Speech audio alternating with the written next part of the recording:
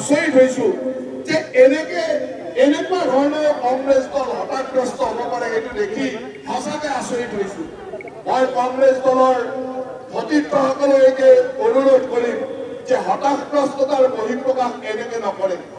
আজি মুখ্যমন্ত্ৰী ডাঙৰীয়া যলৈকে যায় তেখেতৰ হাতখন চুই চাবৰ কাৰণে, তেখেতক এবাৰ ওচৰৰ পৰা পাবৰ কাৰণে ৰাইজে হিল্লোল ভাঙি আহে।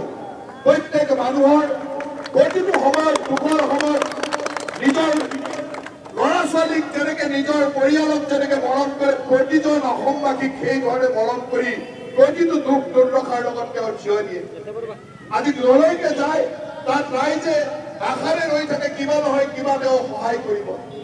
আজি তেখেতে নিজৰ নিৰাপত্তাৰ সকলো দিশ চিন্তা নকৰাকৈ সাধাৰণ ৰাইজৰ মাজত ৰাইজক লগ কৰিবৰ কাৰণে ৰাইজৰ ওচৰত গৈ থিয় হয়। সেই সময়ত কংগ্ৰেছ দলে এনেকুৱা এটা পৰিৱেশ কৰিব খুজিছে যে মুখ্যমন্ত্ৰী ডাঙৰীয়াক আতংকিত কৰিবৰ কাৰণে কৰবাত কিবা অসুবিধাৰ সৃষ্টি কৰিব পাৰে নেকি। আজি গোলাঘাটত সেই কাৰ্যসূচীটোৰ আগে আগে যিমানটা কাৰ্যসূচী হৈছে চাৰিওফালে অকল মানুহ কোনো মানুহ বীৰ্তি ভাগ পাবলৈ নাই। প্ৰতিজন মানুহে যুৱ চামৰ পৰা একেবাৰে জ্যেষ্ঠজনলৈকে সকলোৱে তেওঁৰ ওচৰত আহিছে, তেওঁক চুই চাইছে, তেওঁৰ লগত কথা পাতিছে, তেওঁৰ লগত অন্তৰেৰে আলাপ কৰিছে। আৰু মুখ্যমন্ত্ৰী ডাঙৰীয়াই প্ৰতিজন মানুহৰ কষ্ট দুখ নিৰাময় কৰাৰ চেষ্টা কৰিছে। অসমৰ ইতিহাসত এনেকুৱা ধৰণৰ উন্নয়ন কোনেও দেখা নাছিল।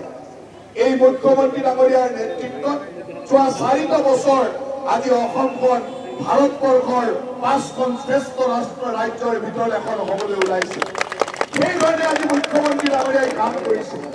মুখ্যমন্ত্ৰী ডাঙৰীয়াৰ সহযোগী হিচাপে প্ৰতিটো চৰকাৰত থকা প্ৰতিজন ব্যক্তি, দলত থকা প্ৰতিজন ব্যক্তিয়ে দিন ৰাতি একাকাৰ কৰি ৰাইজৰ কাৰণে কাম কৰিবলৈ চেষ্টা কৰিছে। এই কথাবিলাকে আমাৰ দলটো, আমাৰ মাননীয় মুখ্যমন্ত্ৰী ডাঙৰীয়াৰ জনপ্ৰিয়তাত আজি কংগ্ৰেছ দল আতংকিত হৈছে। কংগ্ৰেছ দলৰ কোনো জনভিত্তি নাই, ৰাইজৰ ওচৰত তেওঁলোক যাব নোৱাৰে।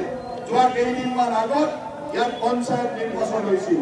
কি পৰিৱেশ, ৰাইজৰ মাজত তেওঁলোকৰ কি পৰিৱেশ এই নিৰ্বাচনৰ ফলাফলে কৈছিল। কিন্তু তেখেতসকলে যিহেতু ৰাইজৰ মাজত যাব নোৱাৰে, ৰাইজৰ ওচৰত থিয় হ'ব নোৱাৰে, ৰাইজৰ দুখত সহায় কৰিব নোৱাৰে, এতিয়া মুখ্যমন্ত্ৰী ডাঙৰীয়াক তেওঁলোকে টাৰ্গেট কৰি লৈছে। মুখ্যমন্ত্ৰী এজনৰ গালৈকে বটল নিক্ষেপ কৰাটো কিমান লজ্জাজনক আৰু কিমান ঘৃণনীয় কাম, সেয়া কংগ্ৰেছ দলে বুজি উঠা উচিত।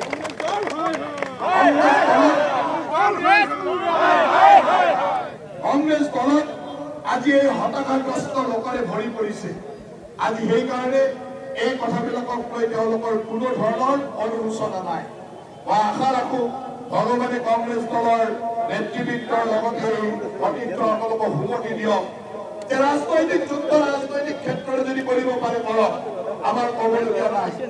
কিন্তু ৰাজনৈতিক ক্ষেত্ৰতে যুদ্ধ কৰিব নোৱাৰি এই ধৰণৰ এটা অপসংস্কৃতি, যি সংস্কৃতি আজি কাশ্মীৰত দেখা পোৱা যায়। অসমত এই সংস্কৃতি কেতিয়াও নাছিল।